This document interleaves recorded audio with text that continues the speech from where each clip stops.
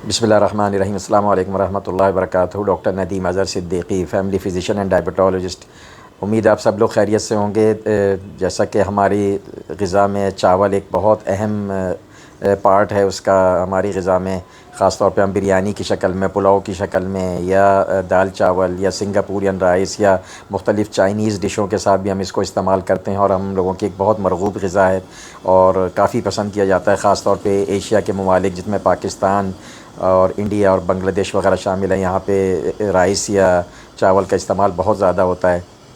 लेकिन चावल के इस्तेमाल में आम लोगों के लिए भी एक एहतियात लाजिम होती है, लेकिन ख़ास तौर पर डायबिटिक पेशेंट या शुगर के जो मरीज़ हैं उनके लिए एक बहुत अहम चीज़ ये है कि ऐसी वो ग़िज़ाएँ जिसमें कार्बोहाइड्रेट ज़्यादा होता है या जिसका ग्लाइसेमिक इंडेक्स ज़्यादा होता है, उसमें हम एहतियात की उनको तजवीज़ देते हैं कि वो कम से कम मक़दार में इस्तेमाल करें। और ख़ास तौर पे जो हमारी राइस है, इस ख़ास तौर पे सफ़ेद चावल जिसको हम वाइट राइस भी कहते हैं, इसका ग्लाइसेमिक इंडेक्स काफ़ी हाई होता है। ग्लाइसेमिक इंडेक्स वो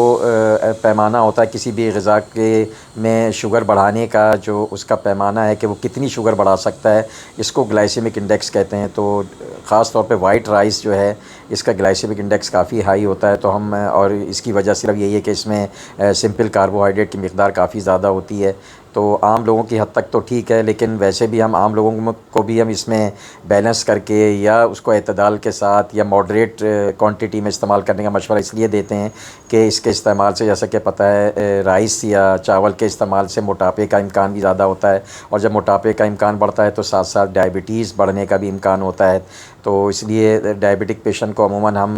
राइस को कंटेन करते हैं, यानी कि कम से कम उनको खाने की इजाज़त देते हैं। उसकी वजह सिर्फ यही है कि एक डायबिटोलॉजिस्ट की हैसियत से या एक फ़िज़िशियन की हैसियत से हमारा बुनियादी काम यही है कि हम डायबिटीज़ को ऐसे कंट्रोल करें कि उसकी खून में शुगर की मिक़दार कम से कम रहे, उस मॉडरेट रहे या उस दरमियानी मिक़दार में रहे कि जिससे डायबिटिक पेशेंट को कोई कॉम्प्लिकेशंस ना हो। चावल को छोड़ना यकीनन कोई आसान नहीं है, क्योंकि हमारी कई ऐसी कम्युनिटीज़ हैं हमारे अपने एशिया में जिनमें रोज़ाना तकरीबन चावल का इस्तेमाल होता है। तो चावल के इस्तेमाल के लिए अब जो एक अच्छी ख़बर है वो ये है कि फ़िलिपाइन के एक रिसर्च का इदारा है, इंटरनेशनल राइस रिसर्च इंस्टीट्यूट।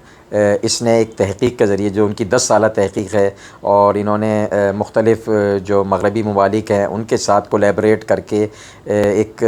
चावल की एक ऐसी किस्म जेनेटिकल इंजीनियरिंग से, यानी जेनेटिक इंजीनियरिंग तो आपको पता है कि आजकल बहुत दुनिया में एक टेक्नोलॉजी है जिससे जो मुख्तलिफ़ जगहों पे इस्तेमाल तो होती है, साथ साथ मुख्तलिफ़ फ़सलों में उनकी कुछ ऐसी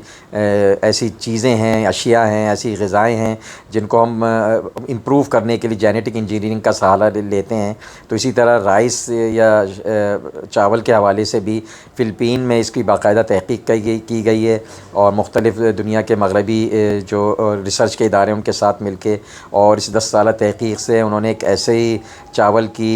किस्म ईजाद की है जिसके इस्तेमाल से उसमें ख़ास तौर पे उसकी जो ग्लाइसेमिक इंडेक्स उसका काफ़ी कम है, और ग्लाइसेमिक इंडेक्स कम होने के अलावा उसमें प्रोटीन की मिक़दार भी ज़्यादा है। तो ये जो शुगर, ये जो राइस की जो किस्म है, ये चावल की किस्म है, तो इंशाल्लाह बहुत जल्द ये उम्मीद है कि ये दुनिया में इसकी फ़सल शुरू हो जाएगी। ख़ास तौर पे इसका फ़ायदा एशिया के ममालिक में ज़्यादा होगा कि जहाँ पे चावल की इस्तेमाल बहुत ज़्यादा है। तो इंशाल्लाह हम उम्मीद करते हैं कि बहुत जल्द एक ऐसी ख़बर आने वाली, इसमें हम मरीज़ों को चावल के इस्तेमाल की, ख़ास तौर शुगर के मरीज़ों को चावल के इस्तेमाल की आम दिनों के निस्बत ज़्यादा, मतलब जो अभी हम उनको कम से कम मिक़दार की इजाज़त देते हैं, लेकिन इंशाल्लाह उम्मीद है कि वो अपनी मर्ज़ी से अपनी बेहतर उसके हिसाब से खा सकेंगे, अपने जायके के हिसाब से।